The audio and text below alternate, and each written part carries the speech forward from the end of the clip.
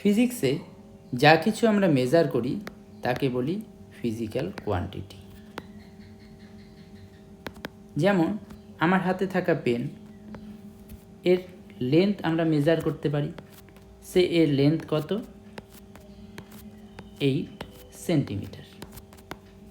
তার মানে 1 সেন্টিমিটার বলে একটা যে লেন্থ আছে তাকে 8 টাইমস মাল্টিপ্লাই করলে আমরা এই পেনের লেন্থ পাবো। তো এই যে 1 সেন্টিমিটার, এটাকেই আমরা বলবো ইউনিট অফ লেন্থ। এবং এটা কিন্তু ইউনিভার্সালি সেম। আমাদের এখানে 1 সেন্টিমিটার যতখানি হবে, ইউএসএতে যদি যাই সেখানে 1 সেন্টিমিটার সেম হবে। তো লেন্থের এই যে একটা সেন্টিমিটার আমরা ইউনিট পেলাম, আবার লেন্থেরই ইউনিট আছে কি কিলোমিটার, আবার লেন্থেরই ইউনিট আছে কি ফুট, লেন্থেরই ইউনিট আছে কি মিলিমিটার। তো একই ক্যালকুলেশনে যদি এরকম হাজারো ইউনিট আমরা ইউজ করি তাহলে ক্যালকুলেশনটা কি হবে? খুব ক্লামজি হবে। তাই কতগুলো সিস্টেম অফ ইউনিট তৈরি করা হলো। যখন আমরা যে সিস্টেমে ক্যালকুলেশন করব সেই সিস্টেমের জন্য লেন্থের ইউনিট নির্দিষ্ট। যেমন যদি আমি সিজিএস সিস্টেম নেই তাহলে লেন্থের ইউনিট কি হবে? সেন্টিমিটার। কিন্তু আমি যদি এমকেএস সিস্টেমে যাই তাহলে লেন্থের ইউনিট কিন্তু তখন হয়ে যাবে কত? মিটার। তো আমরা যখন একটা সিস্টেমে ক্যালকুলেশন করব তখন একই ধরনের ফিজিক্যাল কোয়ান্টিটিগুলোকে কিন্তু একই ইউনিটে এক্সপ্রেস করতে হবে। যেমন এক্ষেত্রে লেন্থকে সেন্টিমিটার ইউজ করতে হবে। যদি আমরা মাস লিখি তাহলে গ্রামে এক্সপ্রেস করতে হবে, এবং টাইম যদি লিখি তাহলে আমাদের কিন্তু সেকেন্ডে এক্সপ্রেস করতে হবে। তো তার মানে সিজিএস সিস্টেমে লেন্থের ইউনিট কি সেন্টিমিটার, মাসের ইউনিট কি গ্রাম, এবং টাইমের ইউনিট কি সেকেন্ড।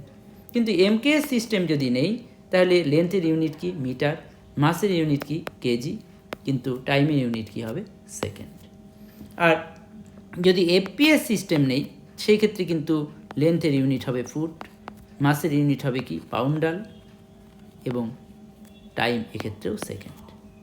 তো এত ধরনের সিস্টেমের মধ্যে আবার ইন্টারন্যাশনালি অ্যাকসেপ্ট হয়েছে যে না, আমরা সবাই একই সিস্টেমে থাকব, সেটা কি এসআই সিস্টেম।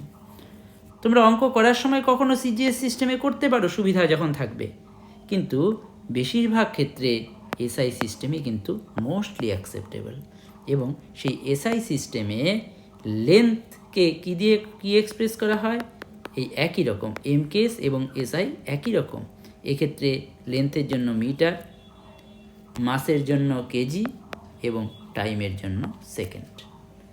কিন্তু এর সাথে সাথে এসআই সিস্টেমে আরও কতগুলো কোয়ান্টিটিকে অ্যাড করা হয়েছে এবং তাদের ইউনিট অ্যাড করা হয়েছে। কি কি?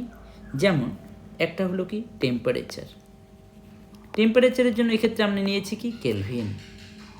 তারপর কি আছে? Electric current. এর জন্য আমরা কি নিয়েছি? অ্যাম্পিয়ার। তারপর কি আছে? Luminous intensity.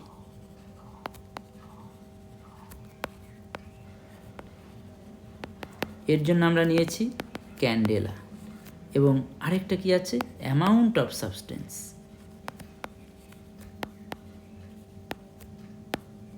এটা বলতে কতগুলো কোয়ান্টিটি এক্সপ্রেস করে, মানে নাম্বার, এবং এটার জন্য আমরা নিয়েছি কি মোল, নাম্বার অফ এলিমেন্ট।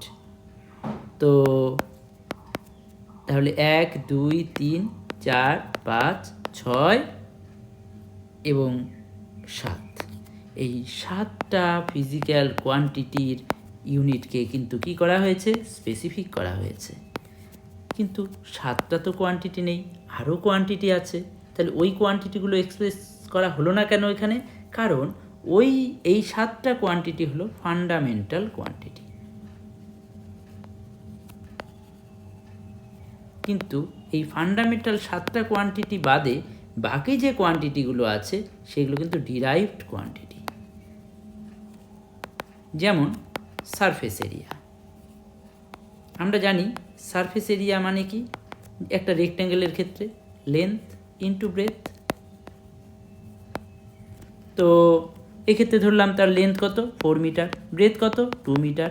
তাহলে তার এরিয়া কত হচ্ছে? 4 2 8 metre square.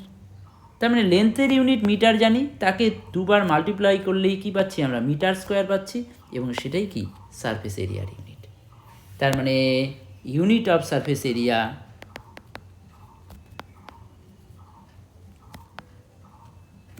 equals to unit of length into again unit of length। তার মানে ইউনিট অফ লেন্থ যদি জানা থাকে তাহলে আমরা ইউনিট অফ সারফেস এরিয়া পেয়ে যাব। তার মানে ইউনিট অফ লেন্থকে স্কোয়ার যদি আমরা করি তাহলেই কি পাবো, ইউনিট অফ সারফেস এরিয়া পেয়ে যাব। তো বারবার এতটা unit of length, unit of mass লিখতে যথেষ্ট সময় লাগবে, তাই ইউনিট অফ লেন্থের পরিবর্তে আমরা কি এখন থেকে এক্সপ্রেস করব, এল। একই রকমভাবে লেন্থের ক্ষেত্রে যদি এল ইউজ করি, অন্য কি মাসের ক্ষেত্রে আমরা ইউজ করব এম, টাইমের ক্ষেত্রে আমরা ইউজ করব টি, ইলেকট্রিক টেম্পারেচারের জন্য আমরা ইউজ করব ক্যাপিটাল থিটা, ইলেকট্রিক কারেন্টের জন্য আমরা ইউজ করব ক্যাপিটাল আই, লুমিনাস ইন্টেন্সিটির জন্য আমরা ইউজ করব capital J, and amount of সাবস্টেন্সের জন্য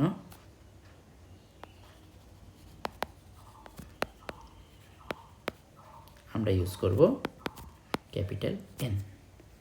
এবং এই যে L, M, T, theta, I, J, N, এই জিনিসগুলোকে আমরা বলবো dimension of this physical quantity, of this fundamental quantity. তাহলে this are called dimension of this physical quantity. তো আমরা কিন্তু এই ডাইমেনশনগুলোর রেসপেক্টেই অন্যান্য ডিরাইভড যে কোয়ান্টিটিগুলো আছে তারও ডাইমেনশন বলতে পারবো। যেমন সারফেস এরিয়ার ডাইমেনশন কী হবে, surface area equals to length into breadth. তাহলে therefore dimension of surface area সেটা কত হচ্ছে, লেন্থের জন্য একটা এল, ব্রেথের জন্য একটা L, that means L square. Dimension of volume, সেক্ষেত্রে আমরা জানি metre cube, that means L into L into L, that means cube. Dimension of density, that is equals to mass by volume, mass means m, volume means l cube, that means m l to the power minus 3। তার মানে এভাবে দেখতে পারলাম যে আর যত রকমের derived quantity আছে তাদের কিন্তু আমরা ডাইমেনশন বের করতে পারবো যদি আমরা ধরে নেই যে ফান্ডামেন্টাল কোয়ান্টিটিগুলোর ডাইমেনশন যথাক্রমে L, M, T, theta, I, J, N. তো এভাবে কিন্তু আমরা যে কোনো ফিজিক্সে অ্যাভেলেবেল যে কোনো ধরনের ফান্ডামেন্টাল এবং ডিরাইভড কোয়ান্টিটি তাদের ডাইমেনশন আমরা বের করতে পারবো। নেক্সটে আমরা দেখব এই ডাইমেনশন দিয়ে কি করে ডাইমেনশন অ্যানালাইসিসের মাধ্যমে কিভাবে কোনো একটা ইকুয়েশন ভ্যালিড কি না, তার মানে we can check the validity of an equation. 2 নম্বরে আমরা কি করতে পারবো, আমরা একটা রিলেশন, ম্যাথমেটিক্যাল রিলেশন বের করতে পারবো বিভিন্ন ফিজিক্যাল কোয়ান্টিটির মধ্যে। তার মানে we can establish relation between physical quantities. And third আমরা কি করতে পারবো, আমরা জানি সিজিএস সিস্টেমে ইউনিট অফ ফোর্স কি জানি আমরা, ডাইন, আর এসআই ইউনিট অফ ফোর্স কি আমরা জানি, নিউটন। এই নিউটন আর ডাইনের মধ্যে রিলেশন আমরা জানি 1 Newton equals to 10 to the power 5 ডাইন। তো এই রিলেশনটাও কিন্তু আমরা ডাইমেনশন অ্যানালাইসিসের মাধ্যমে বের করতে পারবো। এটা আমরা নেক্সট দিন দেখব।